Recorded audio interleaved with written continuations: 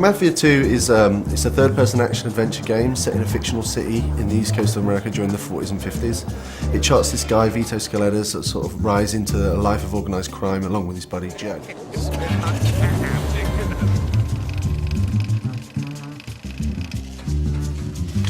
What is it that you want? I want to know why you had our friend killed. Well, like every classic mob story, Mafia 2 is a story about friendship, betrayal. The guys who you think are the bad guys might not really be the bad guys. Your best friend might be the bad guy. The thing that's really important to us is this sort of cinematic storytelling that the guys here at 2K Czech can sort of achieve. Something we're really proud of, something we've invested so much time and effort into making sure it's perfect.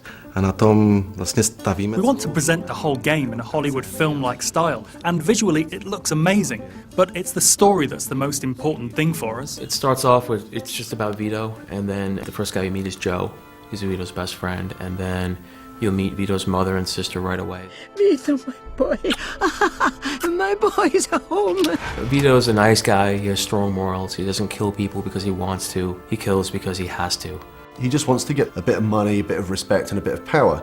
Vito doesn't aspire to be the Don. Here's your 300 bananas. I'm taking my cut as the middleman. Next time, you're on your own. All right. Thanks, Joe. When I first got the first version of the script, one thing that really stuck out was that it was a buddy story. It wasn't just one guy on his own doing what he wants. Like I said, I know people. You get all the official paperwork tomorrow. Joe's sort of a shoot first, sort of ask questions later sort of guy, you know. Joe is the guy who comes up with the schemes and or tries to come up with the schemes, and Vito kind of makes sure that they both don't get arrested or killed. Joe just makes some pretty dumb decisions through the story, you know, and Vito is just left to sort of like deal with that and sort of get Joe, his best buddy, out of these scrapes. Don't worry, I thought of everything.